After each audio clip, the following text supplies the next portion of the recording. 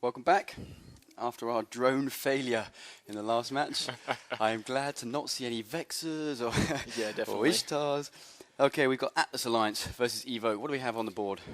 For Atlas, we've got an APOC, 2 Guardians, and 3 Thoraxes. Strong team, going to be a lot of gank out of that. And Evoke has a Harbinger, 2 Guardians, a Curse, and, 2 Ruptures. A Harbinger. Harbinger, whatever. Harbinger. Okay, so the Evoke setup there is unusual. It doesn't It's have a an little awful lot different. of damage output, it would seem. Well, the Harbinger can do quite a bit of DPS on its own. Ruptures can be very, very ganky if you fit him for it. And they're going to be breaking tanks with those curses for sure, or that curse for sure. And it's going to be tough to kill. You can put a good armor tank on all 4 of those ships. The Guardians shouldn't have a hard time keeping him alive. Got to feel that the Atlas This is going to be a slow one, it looks like, definitely. Yeah, you got to feel the Atlas team's DPS is higher, but I still don't think either mirror team. match, more or less. I think the curse could be a defining factor. Yeah. If Atlas can take that out early, that will definitely turn the match for them. If they don't take it out, it could turn the match for Evoke. Of course, Definitely. because It's definitely the key of the match. By neutralizing the opposition's logistics, they might find themselves in a very strong position. We've seen the start of the match now that they're away. We're going to obviously Guardians have long range on their reps. It's like so 75 yeah, next goal or something like that. I don't actually know what the number is, but it's quite far. So we're going to see the curse be able to drift off and be on its merry way and not have to stick with its grip. Definitely. You know, it's going to be able to get right up in there and do its thing. very And it has a good bonus to its new NOS range, so should not be a big deal there. It's going to be curious to see what the difference between the Harbinger and the APOC is going to be with 2 otherwise very similar teams. What we're not seeing curse, here of course. is an awful lot of damage being applied.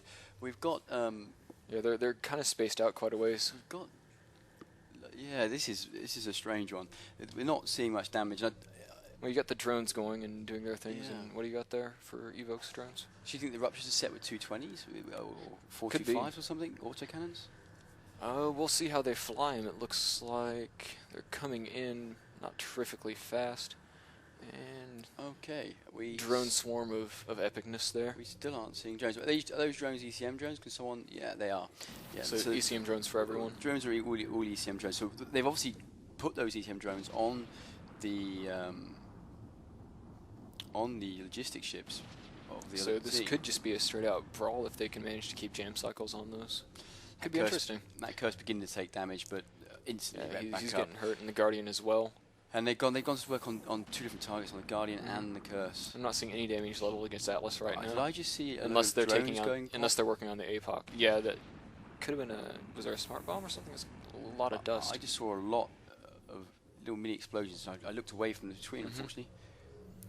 And so you got the cap transfer going on Yeah. there, shield maintenance or armor maintenance bots, of course. For those that don't obviously know, the Guardians can create cap from nothing because of the Yeah. efficiency of the cap transfer. Yeah, basically bonuses. what you're going to see in all of these dual logistics setups is the Guardian and the Basilisk both have the cap transfer bonus, and basically what you can do is you can run all your reps and all your whatever tank you could possibly dream of, as long as you're getting transferred back and forth. That's why jamming logistics ship is such a big deal, because if you can do that, you do more than just limit what he has. A lot of people will fit injectors as well to counteract getting jammed and basically being entirely. We've just seen the posed with- first damage from Evoke piled onto one of the Atlas's Yeah, thorax. Now the thorax that's is actually the going. first thing we've seen be hit. Now let's 2 Guardians are going to keep a thorax alive, surely.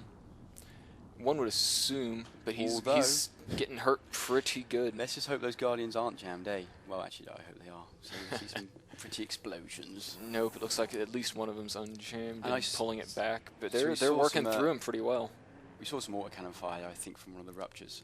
Yeah, Let's- I mean, one would assume it's the best way to fit the rupture, in my opinion. Yeah, You can there put it is, Artie yeah. So on, but it's tough. Yeah, that thorax is in deep trouble. In fact, Yeah, he's going down unless must they can have- get in.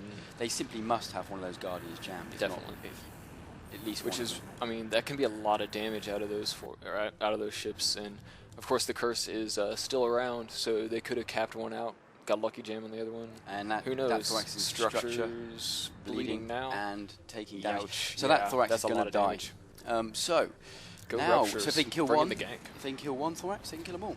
That Pretty surely much, must yeah. be the situation. I mean, unless that was kind of a lucky thing, but it didn't look lucky to me. Guardians taking a little bit of damage for the Evoke team. Obviously, Evoke been working very closely with KA recently in the Tortugan campaign. Recently left, completely amicably despite the Thorax at half armor now. He's going down really, really hard. But capable pilots. Have we even seen a rep cycle? I'm not seeing anything yet. I think the Guardians are jammed. Can we get a close up on the Guardians? They probably capped him out at this point. I mean, that curse has had entirely too long to work on them. They're not going to have much, even trying to transfer, because you have to have capped act to transfer. That Guardian's jammed. Yeah, he's just sitting there. That one's definitely jammed. Can we have a look at the other one? The other one, we got cap transfer going. He just came out. They just got unjammed. Probably finally got his lock back, and we're looking at, and there it goes again. That's just rough. Yeah, so ECM drones are really strong. They're hard. They're hard to get rid of. They don't have a huge chance, but you can have a lot of them. Yes, exactly. But they do seem to be very effective in small. And the thing is, I mean, you can fit ECCM and stuff, but there's still just so many individual tries that they're going to break your lock. I mean, eventually it's going to happen at least once or twice, especially in a fight of this duration. And that Guardian, that curse is still doing his thing. This really is a bit of a beating, and it really does seem to be all down to getting those Guardians out. Die. Just take them out of the game. You didn't need to kill them; they just jammed them. Yeah, pretty much. I mean, you just have to do something about them. Some people just bring overwhelming DPS and try to gank them. You can go ECM drones. You can try to cap them out. All sorts of stuff can be done. But you have to do something, or otherwise you're just not going to get anywhere. A good, solid performance from Evoke. It has to be said that this is their first outing, and they've come out with. Well, you look at the setup, and it's not been seen before. Yeah, it's definitely it's kind of interesting to see the cruiser combinations with the dual logistics. They've come out with, I said there wasn't much DPS, but if they're using autocannons on 2 ruptures and a harbinger, you're looking at that's some pretty good DPS. Yes. I don't know, 350 somewhere in there. Yeah. Of course, the curse has damage drones possibly. I mean, they're probably using ECM drones, but that Epoch is just entering armor now. Yep. And getting hurt pretty good. Get hit very, very hard. But he's gonna have a good tank on there, of course. Stevie G taking photos of me. Yes. And making me feel half self-conscious. Coming in there. He's not really doing much. Oh, there we go. Got some. Yep. Okay. And that's pretty much just waiting for the APOC to die now. Doesn't look like he's gonna be able to do anything to the Evoke team to save them from the total hell death.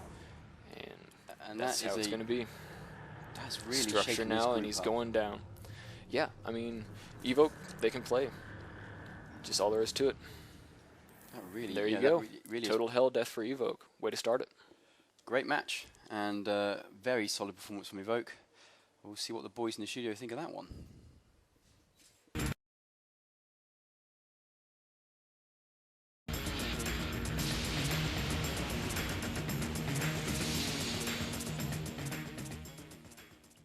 And welcome back to the commentary box. This is Steel and Ninja Turtle bringing you the fight between Evoke and the 5.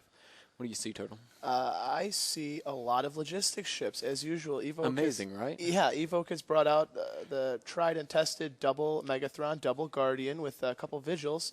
And a little Vigil twist there, yeah. Yeah, a little Vigil twist or a splash of flavor.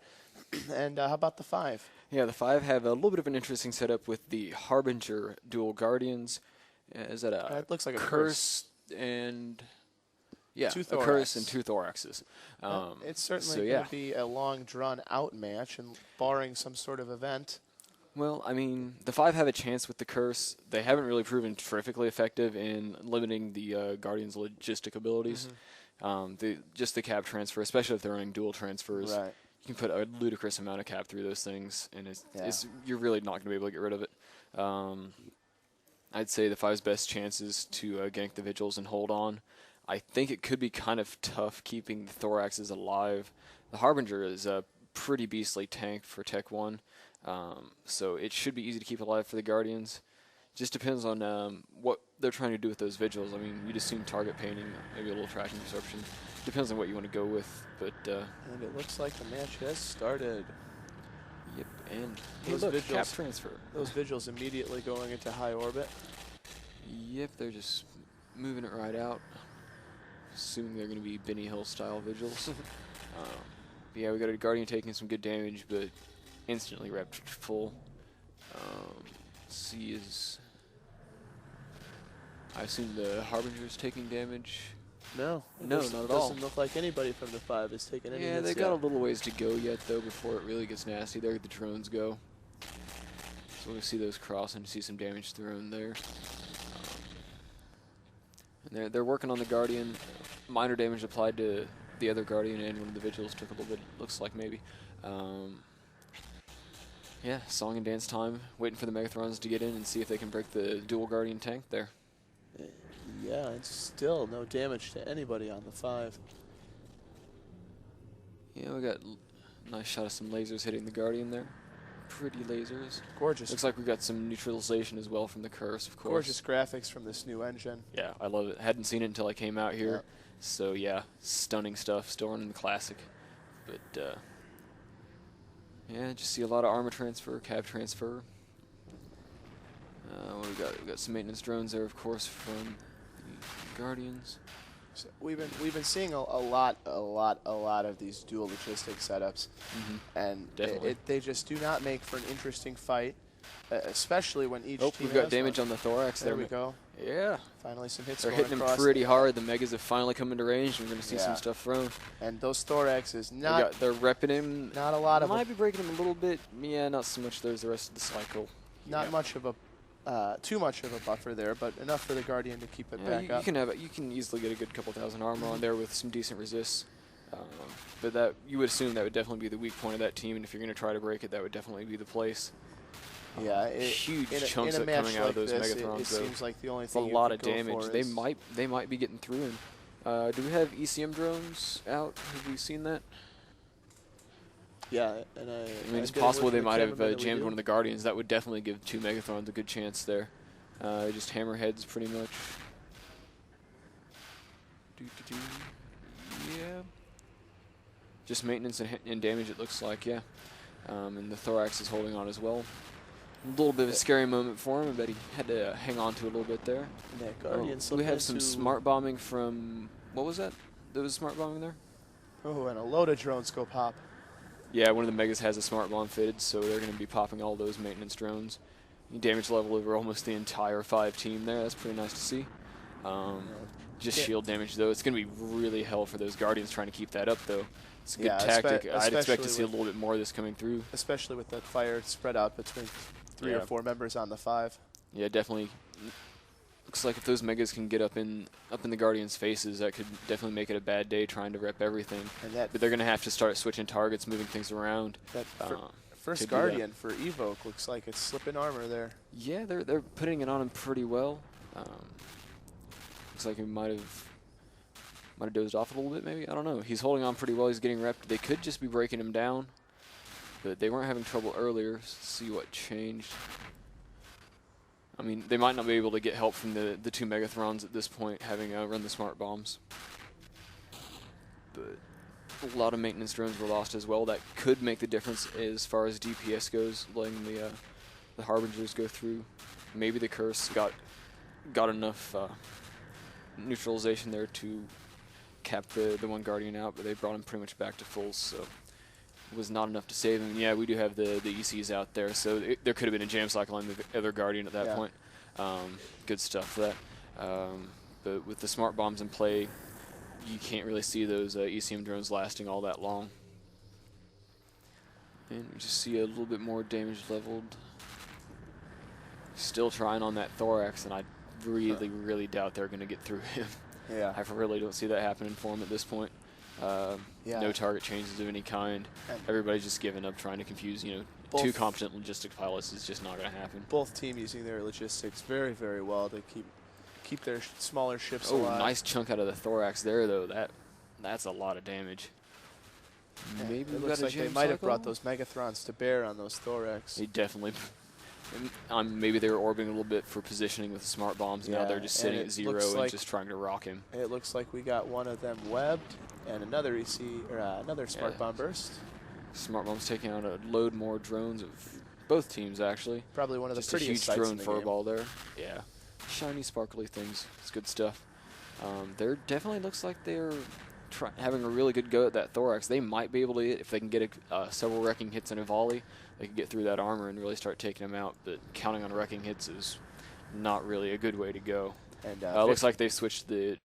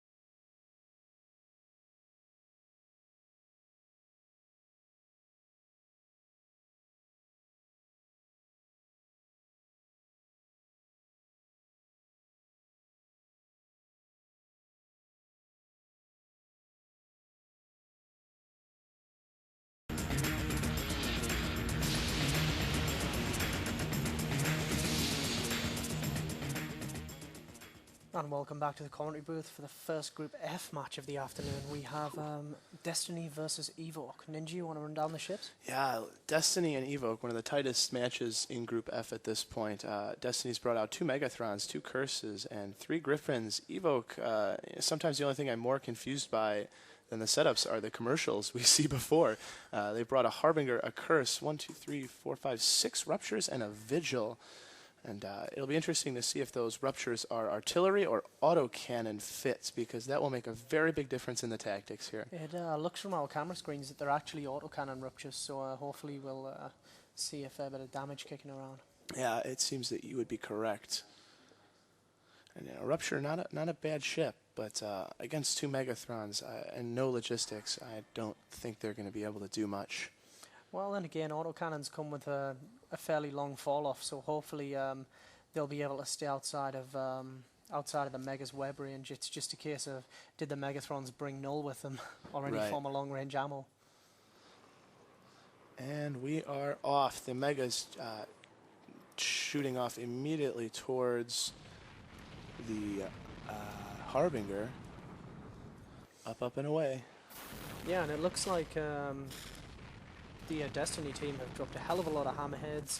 The Megas appear to be packing Auger 2s, and pretty much on the Evoke side of things, we just have a light complement of hammerheads, and the rest are EC3 and 600s. A lot of EW drones being used in the tournament so far.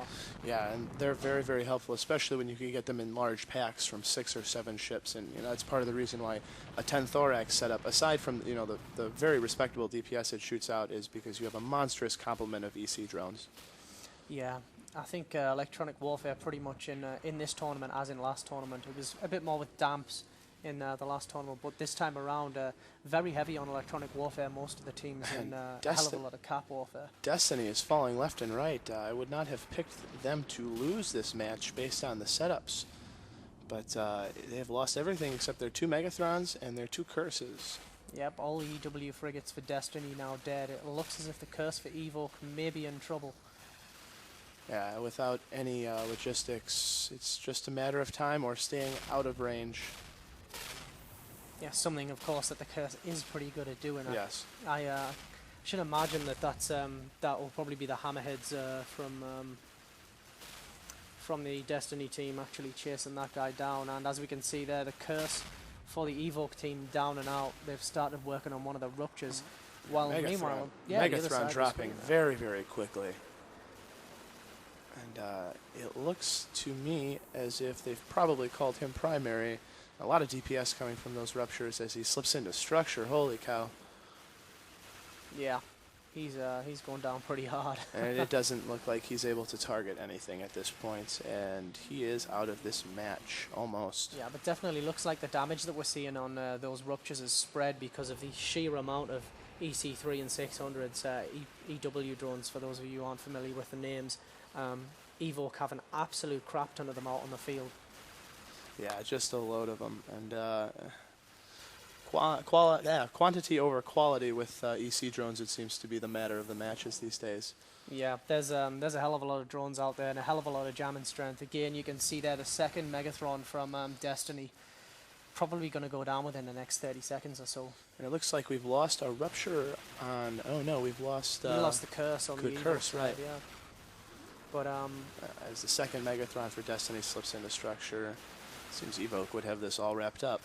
And pretty brave move from the FC of the Evoke team there, just basically parking all of his Ruptures around the throne and just giving it an absolute battering.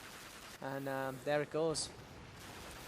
And with 2 Curses to mop up, 1 Rupture down, but shouldn't make much of a difference now.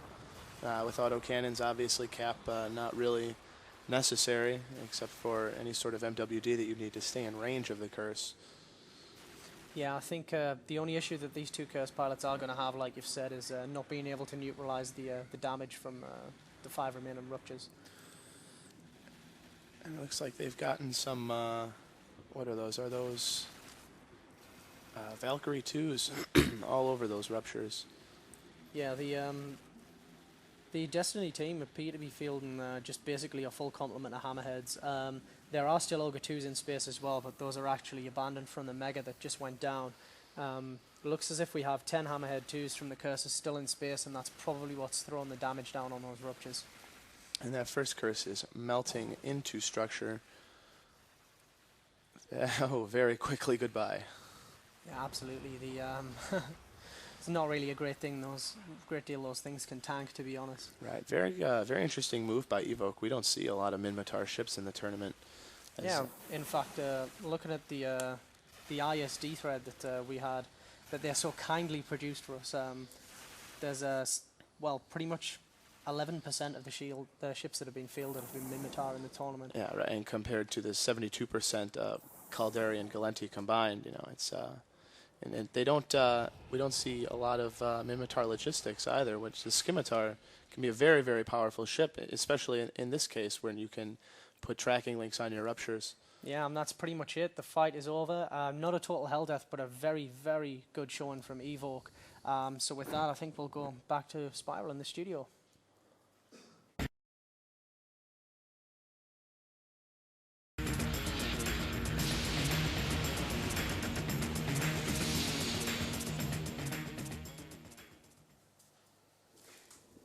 Hi, and welcome to the match between Evoke and Divine Order. This should be quite an interesting match. We are currently looking at, for Evoke, a Raven, a Scorpion, 2 Basilisks, and 2 Vigils. And for the Divine Order team, a Megathron, 2 Guardians, a Blackbird, a Rapier, and a Rifter. Should be an interesting match. I think what we're going to see from the Evoke team is the Torps from the Raven and Scorpion, and then target painters on the Vigils, maybe. And this setup is kind of different from what we've seen. Many teams typically go with 2 Megathrons, 2 what do they call the MR? What am I looking for? Meaning in life? Let's just have an awkward silence instead. Okay. No, but this is many teams go with the 2 battleships of one type, and obviously you have the Abaddon. Thank you very much. We have the Raven and the Scorpion, obviously filling different roles here. What about our right side here? They're fielding a Megathron, 2 Guardians, a Blackbird, a Rapier, and a Rifter. So a bit more of a mixed bag setup from them. Although we're still seeing, that backbone, which is the 2 logistic ships. In this case, 2 Guardians. So it should be an interesting fight. Straight away, we see one of the Guardians for Divine Order losing its shields. Although I don't think that we worry too much about that. Now, obviously, what these 2 teams want to do is try and jam each other's logistics and simply break the team through that. This seems to be going relatively quietly. The Guardian actually taking armor damage already, down to about 7%. It's possible that the Scorpion already has the second Guardian jammed, in which case this could be very problematic for the Divine Order team. I imagine their Blackbird is furiously trying to jam the enemy Scorpion and break that. There we go. It looks like he's got the lock and he's got a few rep cycles off. So the I keep wanting to call him dead or alive. The Divine Order Guardian is back up to full armor now. Yes, this of course being the top 2 teams in Group F. They're actually already in the second part of the tournament. They don't play for anything but positioning in the finals bracket. Yeah, and also if it comes down to draw, whoever had more points from the group stages wins. So it's worthwhile for the teams to take this as a serious match and not just as a throwaway. What would you do in this situation? Would you go out and see if you could get the win? Would you go out and test setups? I mean, you can do either really. I mean, a lot of these captains are going to be. We're starting to see the groups shaping up now for the knockout stages tomorrow, which means that captains might be thinking the long game, because if you go through first, you play the second team from another group, which maybe is an easier match in the knockout stages. As well as that, teams might want to test out setups. They might want to just mix it up a little, but regardless, the points are important, because if it does go down to a draw tomorrow in the knockout stages, the team with the most points from the group stages is the one that advances. Definitely. So these teams really, they have to take this seriously. And now we see the Evoke team switching targets to the Rapier. Do you think this is a good choice, going away from the logistic ships? I don't know. I mean, we see this every time with these 2 logistic ships. They're trying to flip between them. I mean, personally, I think that every ship on that team has 2 Guardians repairing it, apart from one of the Guardians. So if the weakest point in the tank should really be one of the Guardians. But that said, it's possible to flick around, try and get decent alpha damage on one of the other ships, maybe a weaker ship, and try and break it down, especially when you factor in the jammers from the Scorpion. Of course, the dual logistics setup being one of the most popular setups at this tournament. I think our statistics from the first weekend, there is Calm Down with a makeshift Amar ship. You see the lasers going out from the right and left side, some kind of beam lasers, probably not affecting this match very much. No, not at all. It would be unfortunate if it did. Yes, the cries of exploitation would ring loudly, I fear. And we don't actually have a broken tank. This can take a while because you need a series of well-placed jams to win this. I mean, these two teams are probably quite well balanced. Yes. Realistically, if you look at it, I mean, you've got two of the logistic ships per team. Both of the teams have an EW platform. One has the Blackbird, one has the Scorpion. Both of them have a damage dealer, which in this case is the Raven and the Megatron, and then both of them have some utility frigates, which is the Vigils and the Rapier and Rifter. We see we're beginning to see more and more teams switching one battleship for an extra cruiser hull type of ship. How do you like this approach as opposed to the two logistic ships and two battleships? It's interesting. Really. I mean, you get more utility, and also it makes your setup a little bit less hard. A little bit harder to jam because you've got more ships. But at the same time, you're losing the solid platform that is the battleship. So it's just it's down to the teams to keep the other team guessing and to keep varying the setups. And it's obvious that over the course of the tournament, we're going to see the setups in use evolve as they're refined and tweaked, and some of those will be successful, and some of them won't be. Just like the natural process of evolution, really. And of Science. course the science. Of course the Evoke team getting close to losing a Vigil. That Vigil barely being kept alive. This is what we talked about earlier. He just got killed because the alpha strike of the Megatron on him was basically overloading his shields, and he was bleeding through into armor and then structure every time. So even though the two basilisks were repairing him, he just couldn't keep him alive. That's probably a bit of a blow actually for the Evoke team, as they would have been relying on the Vigil with its target painters to increase the damage from their Raven and Scorpion. Probably. And a good choice by Divine Order to bring. You'd assume that these frigates are being kept still when they're being shot at. Yes, I mean the Rapier has a bonus to Webify range, I think it is. So I have to admit, I think Divine Order got really lucky in terms of what Evoke's fielding. Yes. They have the Rook, of course, to try and break the dual logistics setup. They have Blackbird, Sorry? The Blackbird, sorry. They have the Rapier to take any small frigates, any small E-warships. I think it's a very good setup. Yeah, definitely. I think we're seeing some drones exploding there. It's a quite stalemated situation. The Vigil, of course, being a utility ship there, really possibly there for its bonuses to target painter effectiveness, like we said. So it isn't really going to have any massively negative impact upon the Evoke's team's ability to stay alive. It'll just reduce their ability to output DPS slightly.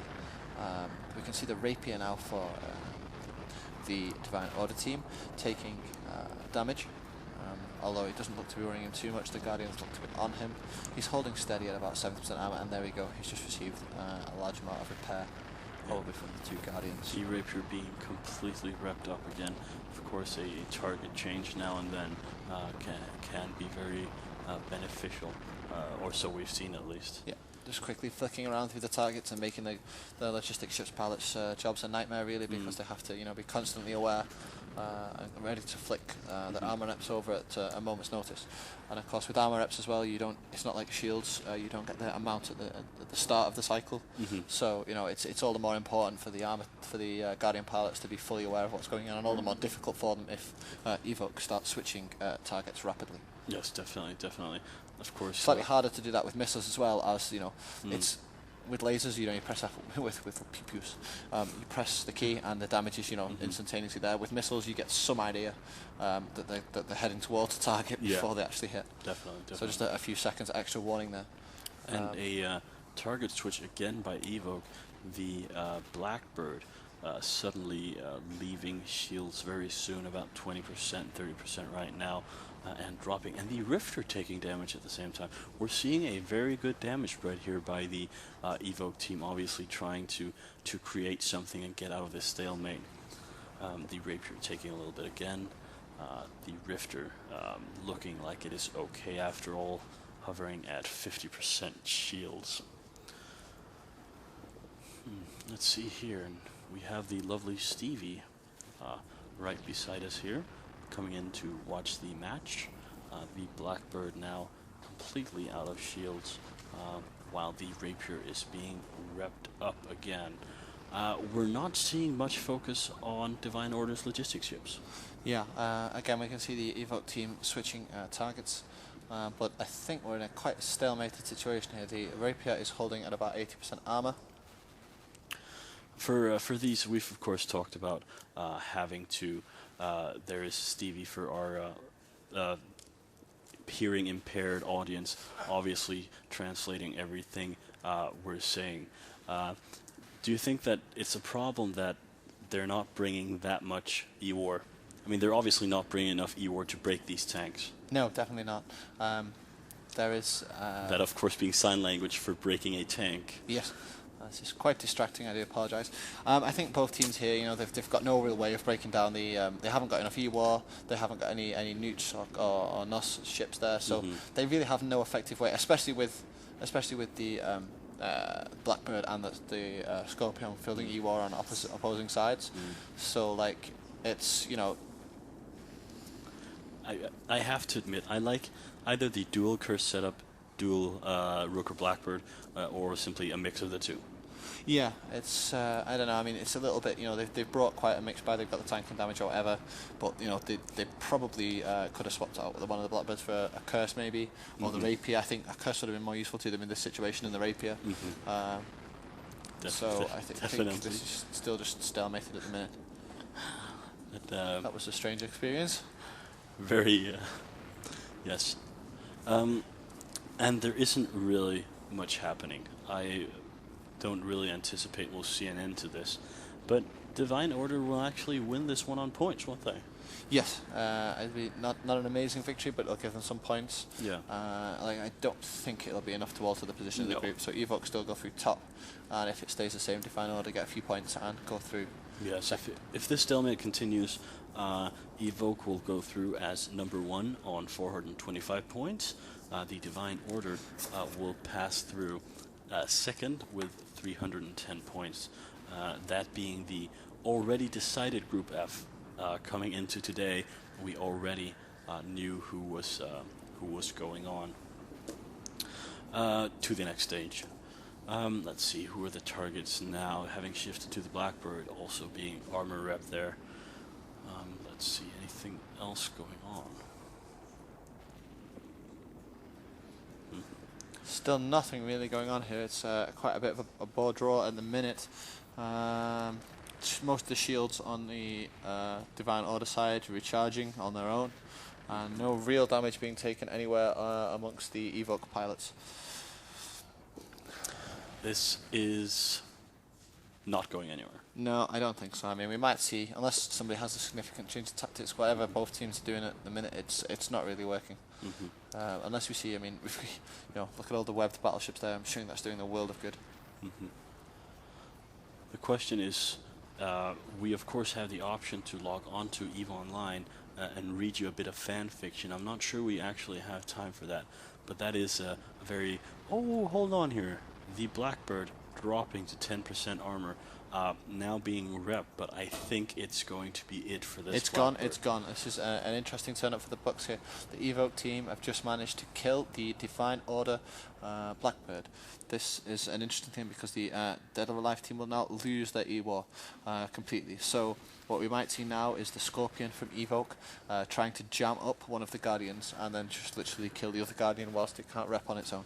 Is it fair to say that Divine Order actually have no way of beating a dual logistics setup? I don't really think so. I mean, they have no E-War now. The Rapier simply gets bonuses to webbing and target painting, and a few other little bits that aren't really important in this tournament setting. The Rifter is, just a generic little frigate. The two Guardians, obviously very good at repairing, and the Megatron on its own is not going to be able to put out enough DPS now to get through the logistics tanks from two Basilisks. I guess that it's up to the Evoke guys now with their Scorpion, which I would assume has E-War fitted, to try and get a jam onto one of the Guardians, and then whilst it's jammed, kill the other one to try and break this tank, which is not an easy task in itself. I mean, I would imagine the Guardians will be ECCM'd to be able to resist attempts to jam them. So we might just have to wait a bit now and hope that Evoke get a bit of luck with their jamming in order to finish this match off. Yes, definitely so. Of course, I think though that Evoke have focused a bit too much on the other targets. We see them shooting at the Rapier once again. Is it fair to say that the only ships that are actually important for the outcome in terms of killing are the Guardians?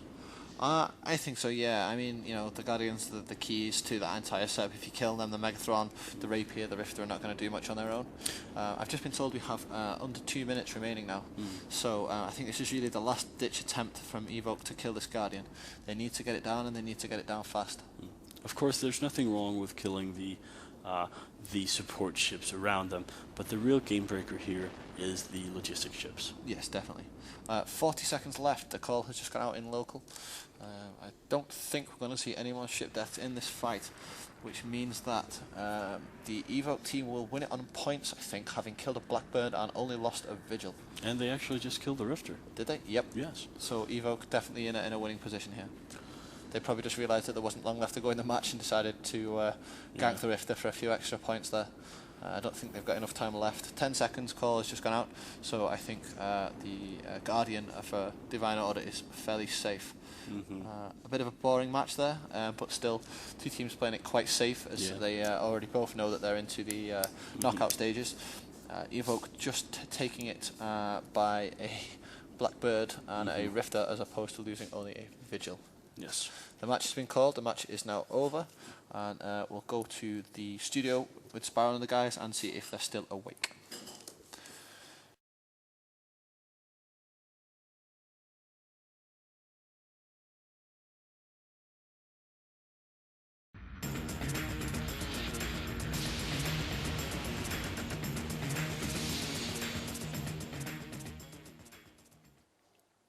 And welcome back to the commentary box. This is Steel, sat here with KIA Eds, and we are bringing you the match between the 4th District and Evoke. What do you see, Eds? Well, we see some very, very nice setups. 4th District have bought 1 Raven, 4 Drakes. They fielded this before, of course. They bought it again for the second round. But on Evoke, we're seeing Evoke haven't run this setup before. We have seen this setup once before in the tournament, though. And we're seeing 3 Megathrons, 2 Maulers, and 5 Griffins. So we're really looking at utter gank plus jam from Evoke, and we're probably looking at a nice little turtle setup with remote repping. Yeah, you're going to have reps on the Drakes, and I would assume larges on the 2 slots on the Raven as well. CCM, of course, because that's they will have all fitted FOF missiles by now. They'll all be ready for those Griffins and Maulers to go to work on them.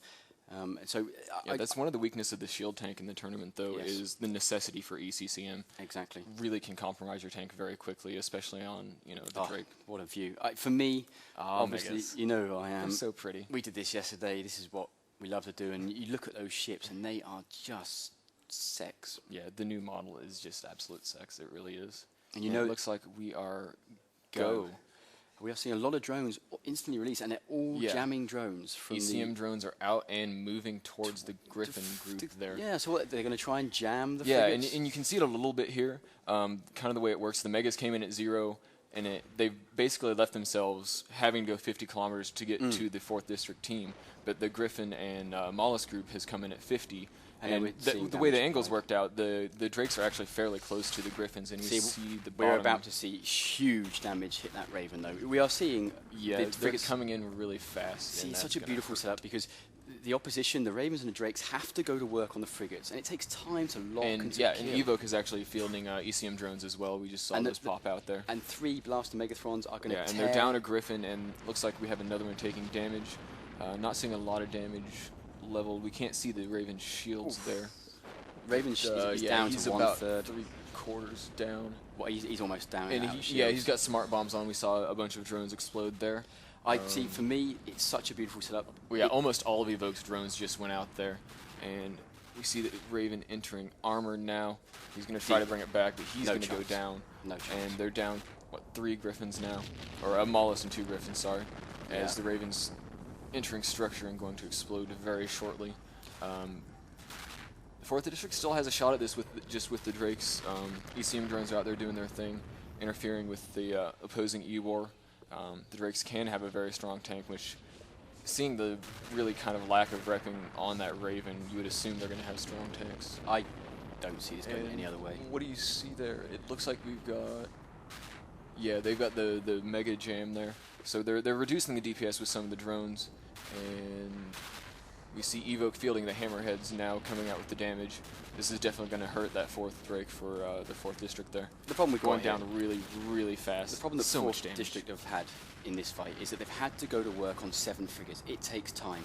And by doing that, it's given the Megathrons the impetus to fly across the gap and get on top of them. And when 3 blaster set Megathrons, yeah, and with you see the Drake pilots, explode there. This is, they are going to tear that team apart. Yeah, they couldn't get through the frigate-based E-War fast enough to hold off those Megas with their own ECM drones.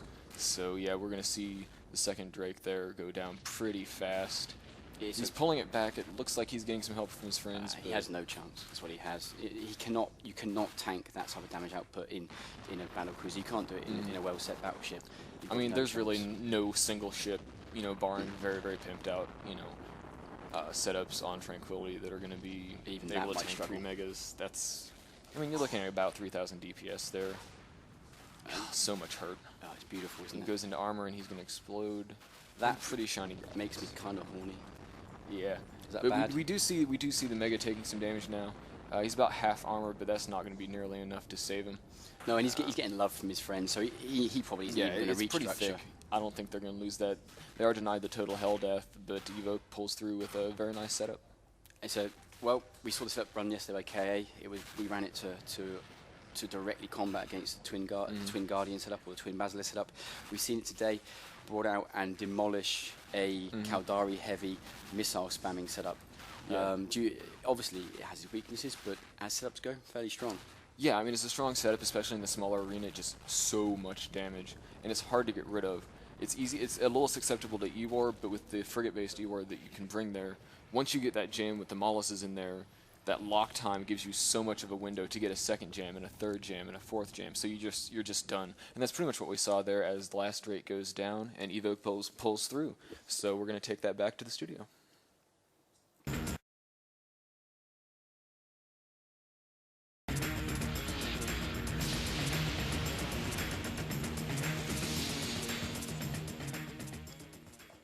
And welcome back to the 2nd quarterfinal of the 5th Alliance tournament, where we have Evoke versus Hun Reloaded. I'm Verone, and I'm here with Stoffer Ninja Pirate. We are here in what seems to be a big Minmatar bar fight, basically. No logistics ships today. On the left-hand side, we have Evoke fielding 3 Tempests, 2 Mollis, and 5 Griffins. On the right side, Hun Reloaded in a full rack of is that Ruptures? It is indeed Ruptures. This is going to be exciting. No more turtle tanking. This is just going to be straight out taking punches. This is pretty much going to be make or break for both teams. It's a lot of electronic warfare on one side and just a crap ton of damage on the other. These are 2 kind of risky setups. For this position in the tournament, with going into the quarterfinals, the semis next, this is a very risky move for both teams. But it is also tremendously entertaining. Absolutely, and instantly there, an Evoke Griffin just volleyed straight to the death. Of course, the Ruptures trying their best to get rid of the Griffins that will be preventing them from targeting the other ships. Absolutely, and exactly what we expected from a triple Tempest combination. Massive alpha, pretty much obliterating a Rupture there from Hun Reloaded. Of course, the Tempest being the opposite of Dominic's. Is obviously the Dominic's being very defensive ships, the Tempest being on the other side of the scale, very offensive battleships to bring into a fight like this. Absolutely. We find this quite a bit, though, that Minmatar ships generally tend to be a hell of a lot more offensive than most of the other races. Not a great deal of tanking ability, not a great deal of anything other than pure all-out damage. And we see now the Tempest slowly working away on the Hun reloaded Ruptures. One Hun reloaded Rupture at about 20% armor. 3 others taking heavy shield damage. 1 more now taking armor damage. This isn't looking so good. This isn't looking good for Hun at all. They've lost 2 Ruptures, a 3rd one approaching structure, and they've only managed to kill 2 Griffins from the Evoke team. This is really, really starting to look painful. Obviously, with every single Rupture, Hun reloaded lose a bit of their DPS is going down for these very big Tempests. Yeah, who are and we can see taking there shots. another Rupture and probably a 4th in a few seconds' time as well. But as well as losing damage, they're also losing the ability to front electronic warfare. Because we can see there that Hun Reloaded are packing basically a full set of Hornet EC300s from their Ruptures. And this obviously being a very, very good way of simply harassing your enemy ships. But sadly, not enough today. I think it's fair to say that this match is going Evoke's way. Oh, without a doubt. Could this be the defending champions knocked out of the tournament? You know what I love about this tournament? It's full of surprises. It is, absolutely. Notoriety going out, now Hun Reloaded. This is just... The entire thing is just an open book. We've seen so many different strategies, so many different setups, and again, defending champions, Hun Reloaded, just being absolutely murdered by a triple Tempest setup. And this, I think this is the first triple Tempest setup we've seen in this tournament? I believe you might be correct. I think it might be the first one we've seen. It's not the first triple battleship setup we've seen. That's true. We've seen quite a few the of them. Megathron setup. We've seen a few other things. The Abaddon setups, the Dominic setups as well. Yeah, we've seen 3 Abaddons as well from Pandemic Legion. So not a new concept, but definitely a new race of ship. Yeah, definitely. And gutsy call to bring it out in this situation. Absolutely. And obviously a call that paid dividends. The Hun Reloaded team now down to 3 Tempests, and I bet that in a second they'll be down to 2. Yep. That last Rupture at the bottom of the screen on the right there looking very shaky. He looks like he's about to go down. But again, interesting that the Tempests of Evoke seem to be, well, they're sat pretty much in the middle of the arena. They're not that far off the center. And yeah, there we go. 2 Ruptures remaining for Hun Reloaded, and well, I don't think they're going to be very happy with this outcome. No, it has to be a big disappointment. Obviously, winning the tournament, hoping to come back and repeat that very, very fine performance from last year, and Evoke simply denying them the next pass into the next round. And well, yes, it's a good showing from Hun Reloaded, but it's pretty much over. Yeah, I would say it's over, and it looks like we're going to have an interesting semi-final between Cry Havoc and Evoke. That will be at 8 p.m. GMT, 2000 hours tonight. And yeah, it's interesting to see. Do you expect Cry Havoc to feel the same setup that they did earlier today? I think both teams are probably going to mix it up quite a bit. I don't think that they'll want to feel the same thing over and over. So I think they're probably going to try and get a little bit unpredictable as the last ship, the last Rupture from Hun Reloaded, goes down and out.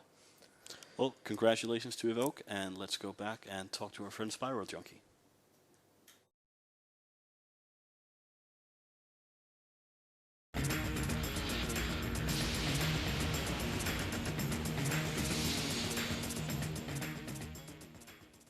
Hello and welcome back to the commentary box. I'm Stafford Ninjapart. Next to me I have Verone, getting ready for what is the battle of the giant killers, Cry Havoc and Evoke. Who do we have here? Well, on the left-hand side of the screen we have highlighted in red Evoke fielding an Abaddon, 2 Guardians, a Curse and an Ashimu. I think that's the first time we've seen one in this tournament. I believe you're right. And on the right, highlighted in blue, we have the Cry Havoc team fielding the same setup as the last match, 3 Dominics and 1 Guardian. This has been a very successful setup for Cry Havoc. Why is this setup so good? I think the main reason that the setup is so successful is just that we have there's just so many hit points to cut through. Plus, you have the Guardian there as well, and you have the ability for the Dominics to, well, they effectively support themselves. It's a very much set up for survival. It's so hard to break. Do you think that we have the Curse and the Ashimu here that'll be doing some nosing, and the Abaddon obviously being pure damage? Do you feel that they have what it takes to break this setup? Potentially, yes. If these two Guardian pilots from Evoke can keep everyone alive, then I think they're going to do very well. We can see there that the Dominics of Cry Havoc are indeed using Tech 2 sentry drones, something we've seen a lot of during the tournament. We have Bouncer 2s and Guard 2s out in space, all for Cry Havoc. And currently going on screen, we have the Abaddon for Evoke and about 50% shield.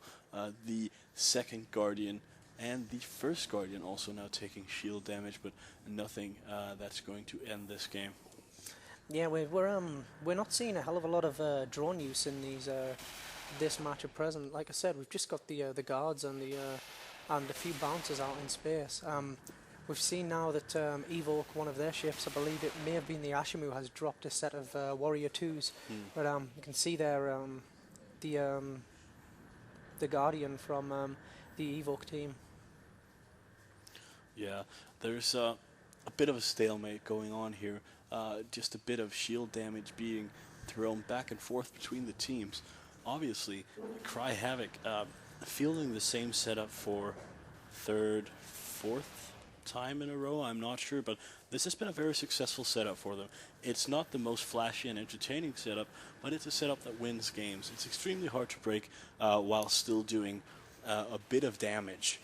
The setup on the left, obviously, with the Ashimu not being in the tournament before today. Yeah, it's the Ashimu is a really good ship. I mean, it's sort of the faction version of a Curse. So effectively, they have roughly the same sucking power, shall we say, between the Curse and the Ashimu both together.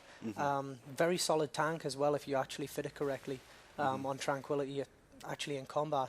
So this could go either way. And obviously these NOS ships, as well as the jammer ships, designed to take out the ripping cycle or simply limit damage on the other team.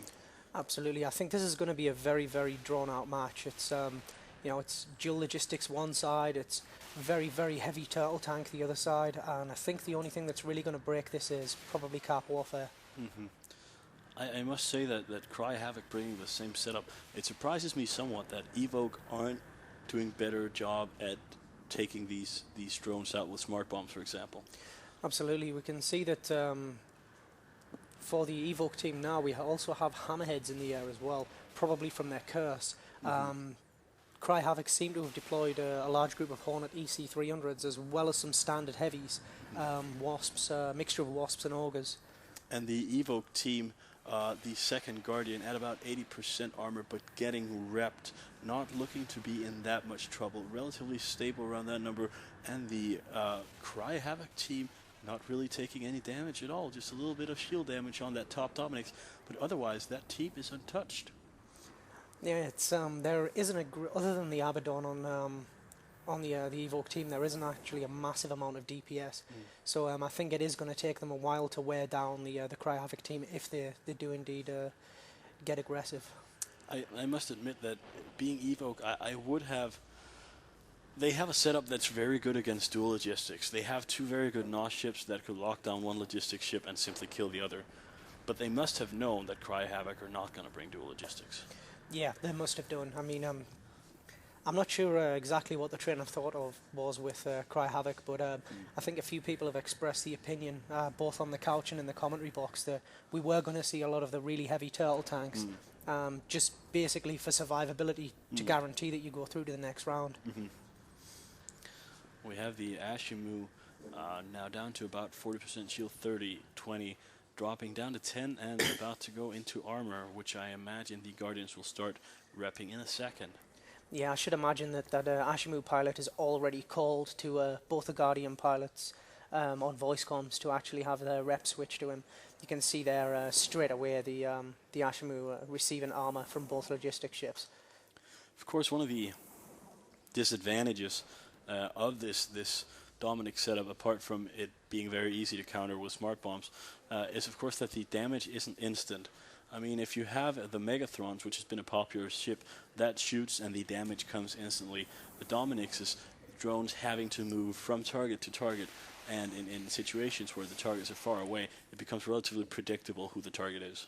Absolutely. In the same token as well, you find that the Dominic's is a lot more susceptible to being left dead in the water when its DPS is destroyed by a smart bomb, which, for all the amount of disadvantages that the Dominic's actually has to field in the tournament, it still seems to be a very popular ship for really heavy turtle tanking.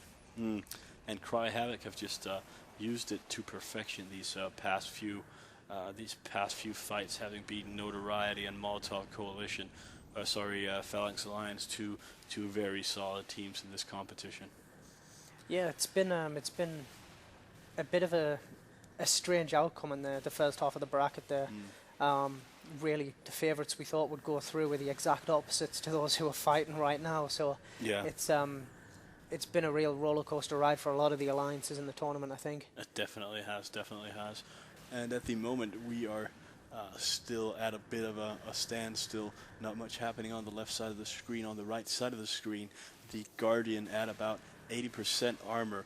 The Dominic's is obviously keeping this Guardian afloat to the best of their ability.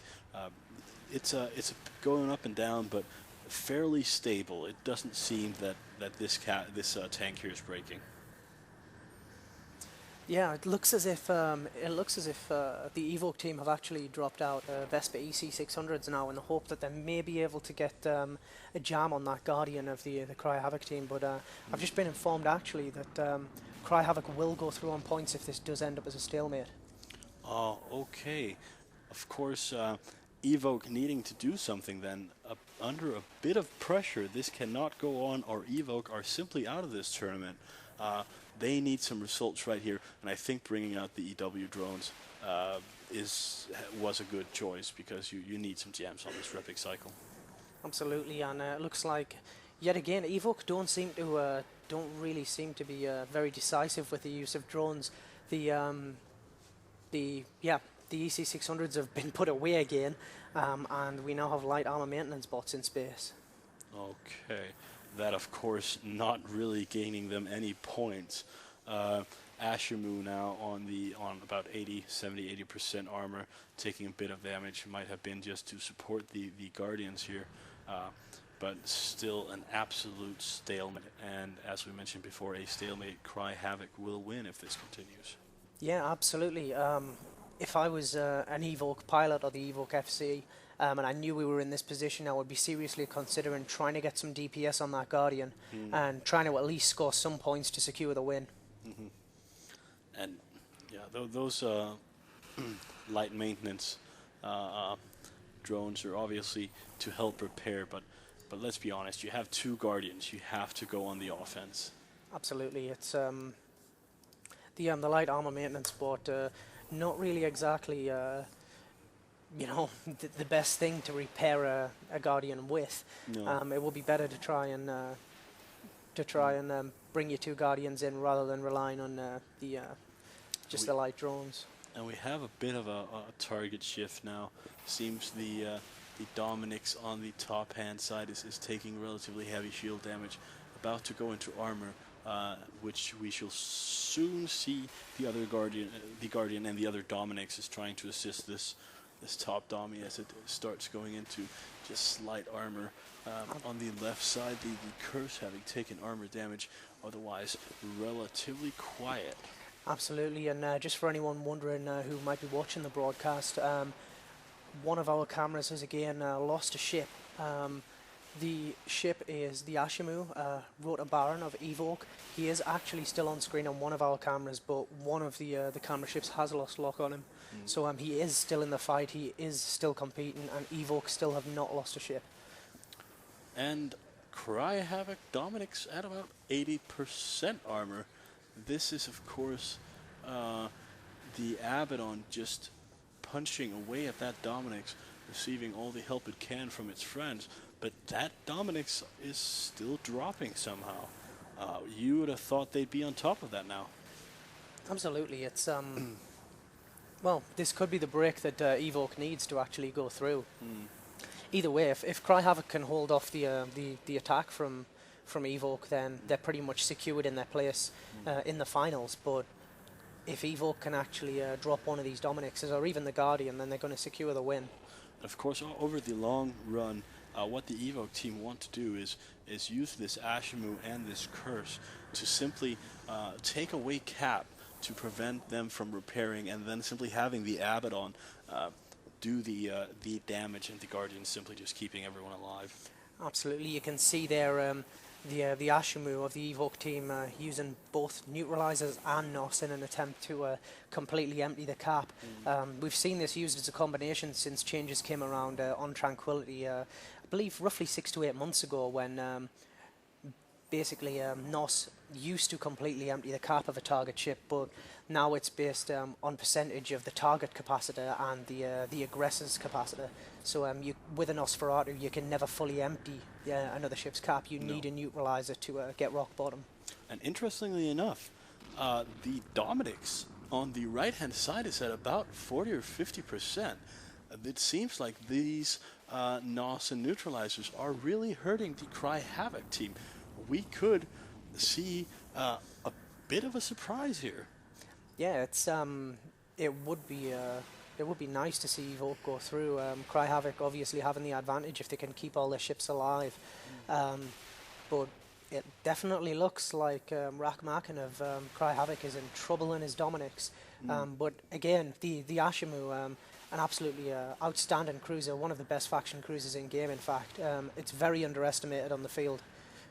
We see the Ashimu here on screen actually nosing one of the Dominixes that we assume are trying to keep Mr. Rack alive in his Domi there. The Ashimu back on our screen now. Absolutely, and another one of the ships that's benefited massively from the Trinity graphics overhaul. The whole Blood Raider lineup. We've seen a Balcon so far, and we've seen the crew. Hats off to the guys in the design team who put those together. Stunning graphics, no doubt about that. And the Dominix at the top right-hand side is somewhat back up again, now at about 60 to 70% armor. Obviously, those ships just getting back on top of the repping job, although the Ashimu and Curse seem to have been doing a really good job keeping it down. Again, as well, the Vesper EC600's back out in space for the Evoke team. Probably, hopefully, looking to get a jam on that Guardian. Yeah, and I like this. You have two NOS ships. Oh, that just took out an entire rack of drones, I believe. That is pretty much all of Evoke's electronic warfare drones completely dead now. That single explosion wiped out 2 full sets of EC3 and 600s. And that is a very, very good move by Cry Havoc. Cry Havoc, a single Domi being targeted by the EW drones and simply smart bombing him and removing them from the fight instantly. And yeah, there's a hell of a lot of cap warfare going on in this match, though, and I think that's probably going to be the decisive part of the whole fight. For me right now is, can this top Dominix continually tank the Abaddon's damage output, or will they simply run out of cap because the Curse and Ashimu are working them? Yeah, I think it's pretty much down to how good, how well skilled the Curse and the Ashimu pilot are at this point. You can see there Rakhmakan from Cry Havoc. It's hovering at about 50% armor, but if Evoke can actually drop the ship, then it's going to put them in good stead to actually win this match, because obviously with only 2 Dominixes, you're losing 1/3 of the effectiveness of your turtle tank. And obviously, a second advantage of this is you'd assume Evoke winning on points if a Dominix dies and the time runs out. Absolutely, and speaking of time, I've just been informed we have 6 minutes of the match left. Evoke have 6 minutes to get Rackstomy down. The tank having been relatively stable, but as I say that, hitting about 40% armor. it's weird to say it on two such so defensive setups, but this is kind of exciting. It is, yeah, because it's well, all that Cry Havoc need to do is hang on to all their ships, and all that Evoke need to do to secure the win is just flatten one. So it's I think Evoke have a pretty all-round good setup. They have probably a decent buffer tank on both of the Curse and the Ashimu, and they're using the Guardians to feed armor. Pretty much standard practice there. Yeah, and I mean, it does look like our good friends from Cry Havoc will win this match unless something happens within the next few minutes, and it just might. That Cry Havoc dominates down to about 10 to 15%. That Curse and Ashimu doing a brilliant job of keeping whatever rep there's going on down. This dummy could enter structure soon. Absolutely, and this would be a hell of a chance for Evoke to take the match without a doubt, and that would put them through into the final. Yes, definitely. And would it be fair to say that Evoke are fighting the clock right now? Absolutely, without a doubt. And GM Nova has just announced in local that we have 5 minutes left of the match. And that dummy is just about as close as going into structure as you can be. Not much gray left on that side there. Oh my God, is this going to be... There we go, first structure damage. I think we're going to see GM Nova very shortly ring the bell for 1 minute. Yep, I think looks like we have about that Dominix is going down. Looks like it's about 70% right now. This could be an upset in the final minutes of the match. And we have the Cry Havoc also changing targets, now firing again at the Ashimu, who's dropping into shields. They need to kill that Dominix, but they also need to keep that Ashimu alive. Absolutely, it's you know, you can see there that the cap warfare from the Evoke team has been distributed across 3 Dominixes, and again, a full rack of drones there, absolutely decimated by smart bombs. That Dominix hanging on to dear life at about 10% structure, but I think it's yep, there he's down, and those could be the points that Evoke need to go through to the final. Cry Havoc being punished for bringing a defensive setup. Absolutely. I was of the firm belief when I saw that on the commentator screen before the match that the Cry Havoc should have switched out setups. They should have gone for something different, and I bet they're seriously regretting fielding this loadout again. Yes, I criticized Evoke before for bringing a setup that I thought was too pointed at a dual logistics setup when it was obvious what Cry Havoc were bringing, but it turns out Evoke brought the right setup. Absolutely. I think pretty much the only thing that's going to break a turtle tank as heavy as the 3 dummies and the Guardian is going to be something with a decent amount of capacitor warfare. And other than fielding 2 curses, the next best thing you could probably field there is the curse and the Ashimu, just to mix things up a little bit. Yeah, and we see now that Evoke are going to work on that second dummy now. It won't matter incredibly because we've seen that GM Nova called 3 minutes left of the match just about a minute ago. So obviously Evoke want to take as much with them as they can, but firmly in the leader's seat right now. Without a doubt, yeah. And Bill Gates, they're announcing in local that apparently the Cry Havoc team are all out of stuff. I'm not exactly sure what kind of stuff he means, but this just in hot off the press that Cry Havoc are out of stuff. I do find it relatively amusing that Bill Gates is flying around in a Dominix. You would have thought, given the money that he has, that he may have thrown something together, you know, maybe a Federate Megatron, an Imperial issue Apocalypse. You definitely could. And that second Dominix now at about 70% armor. Of course, this probably will not matter. GM Nova calling the 60-second mark now, and the time simply running out for Cry Havoc. Without a doubt.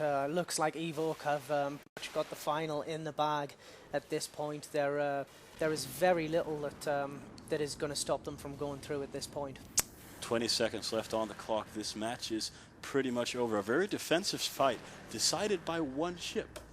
Indeed, decided by 1 single Dominix being brought down in the final minutes of the match. And Evoke simply overcoming what looked to be a stalemate for a very long time, but about 2 or 3 minutes remaining, and they simply take the victory. And GM Nova calling the fight.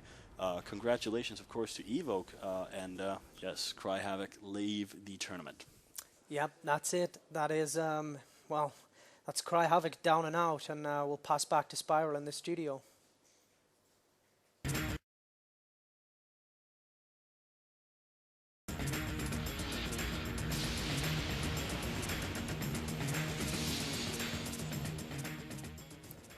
And welcome back to the commentary booth. This is it. There's been 6 days of carnage. Over 200 pilots have fielded for 40 alliances in 8 groups.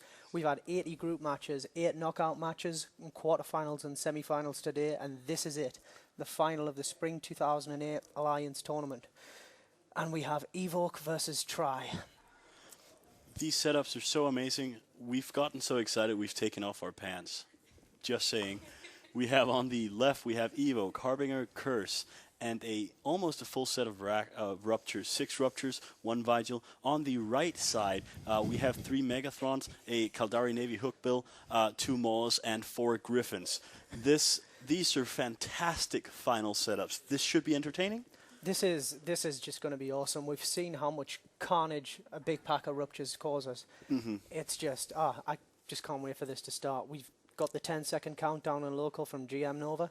And Try on the right with their setup newly acquired. Played last match and won with it. Evoke with somewhat of a new way of setting it up. Absolutely. It's kind of a bit of a take on what Unreloaded went out with, but with a little bit of cap warfare mixed in and a Harbinger to boot for that extra DPS. But regardless of how it is, this match should be entertaining, and it should be punches left and right. Already a Tri Griffin on the right side, going down to about 60% shield. And absolutely, just an immense swarm of ECM drones.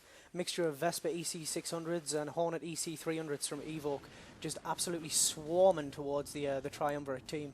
Evoke, of course, trying to jam the Triumvirate team to prevent them from doing damage and possibly their own jamming. And that, I think the first Griffin is down on the Triumvirate team. And oh my God, there's going to lose another one. Oh, this is such a mess. This is terrible. There's just frigates dropping left, right, and centre. 1 Griffin, 1 Maulus down for the Tri team. Evoke yet to lose a ship, but another Griffin down just as we speak. This is looking bleak for Tri's electronic warfare, at least. We have lost 3 frigates so far, and the Navy Hookbill at about 40% armor, and a Griffin at about 50% armor. We can see now that the Navy Hookbill for the Tri team is on the brink of going down. We have a Maulus with no shield. We have another Griffin with half armor, very little shield. But what we've been unable to see for a while now is that Evoke's Harbinger is to 20% armor. This Harbinger is going to go down, and so is a Rupture at about the middle of the screen, just entering structure now. Oh my God, what a ship exchange. Yep, this is an absolute pure DPS fight. There is very little in the way of any logistics. The only thing that I would say is the Tri slightly have the upper hand with a big hit point buffer on the Megathrons. But we're seeing there that Tri's electronic warfare just absolutely decimated. There is nothing left but the DPS now. Again, 5 ruptures left for Evoke. Tri simply being left with their punches. They simply have to take jabs at those ruptures and try to prevent Evoke from further damaging them. Simply having lost their entire rack of E-Warfare. Absolutely. You can see there as well on our commentary screen that Tri have dropped out a full complement of Ogre 2s along with some Tech 2 light armor maintenance bots as well for what looks like from their curse. And the right side of the screen, the Tri team, not actually taking damage. No damage being dealt. Could this be caused by the switch in drones and so forth and just simply changing it up right now? Oh, there goes a Rupture. Just... Wow. Another Rupture down for the Evoke team. And at the same time, there's a Tri-Megathron entering armor at about 80-90%. It is slowly dropping there. They need to cut those Ruptures off now, or those Megathrons could be in trouble. Absolutely. We've got Darkness from Triumvirate roughly hovering at 50% armor in his Megatron, and that is going to absolutely destroy the DPS of the Tri team if they cannot actually help that thing to survive. You can see that he's webbed heavily. He's taken newts from the Curse of Evoke. He's also taken a lot of fire from the remaining autocannon Ruptures. And we see the Evoke Rupture on the left-hand side of the screen, entering armor at about 60 or 70%, while the Megathron on Tri on the right into Deep structure into now. structure. Oh, it looks like Tri may lose out to this. Tri are losing a Megathron now. 2 ruptures, a second rupture entering armor. Oh man, this is, no one can tell where this is going. This is, well, this is going the same way as Hun Reloaded's fight against Evoke went. I mean, wow, just... We've been doing this for a few minutes now, and there's really no way of saying how this can go. This is an ideal final. Yeah, absolutely. Tri, 2 ships remaining. Evoke 6, 1 curse, 4 ruptures, 1 vigil that appears to be target painting, and straight away there, a full complement of drones from Tri, absolutely decimated. And going into a final, you could have some fears that the teams will play it conservative and do a dual logistics setup that's effective, but that's not been the case. They've basically just put their boxing gloves on and are just hammering at each other. Another rupture down for Evoke, and a second one bleeding heavily into armor. Again, Elendar from Triumvirate also looking like he's in trouble in his Megathron. Still, I can't pick a winner. Still, this is neck and neck. It's just pretty much even. We have the Tri-Megathron at about 50% and a Rupture very low on about 30% armor, and it's going to enter structure right now. And I think we're going to see another... I'm going to call it. I think Evoke are going to take this. I think Tri are going to take this. Well, we can fight for it, but it might get a little bit messy because we're not wearing pants. That is absolutely true. And the Tri-Megathron really just bleeding armor. That Megathron is going to go down. The question is if he can take a Rupture with him. That would, of course, be an ideal situation, leaving Evoke with very few damage dealers. I'm changing my mind again. I just don't know who the hell is going to win this. This is a fantastic final. This is going to be decided by 1 or 2 ships. It's, again, from Evoke, we can see there they really, still have really Vesper and Hornet EC. Drones out. Screw the chairs. I'm standing up. This is simply too exciting. Elendar is really going to 50% structure, but at the same time, it looks as if we're losing one of the ruptures from Evoke the Rupture as well. there on 50% on the screen. It is going down. This is absolutely unbelievable. This is just so fantastic. Close. Oh my God, that Triumvirate Megathron just hanging on by the inch Cannot of the nails. believe this. That is Oh. such an exchange. Oh, this is down to one Blasterthron, 1 curse, and 1 rupture. My God, this is so exciting. The Megathron just losing a bit of its shields now, and the Rupture at about 80% armor. I think it looks like Tri might take this. This is probably the closest final I have ever seen in an Alliance tournament. Do you think this Megathron has any way of repairing its armor, or do you think they're doing kind of a turtle setup between them? I think it's probably going to be a turtle setup, and we're live on television with no pants. This is this is just wow.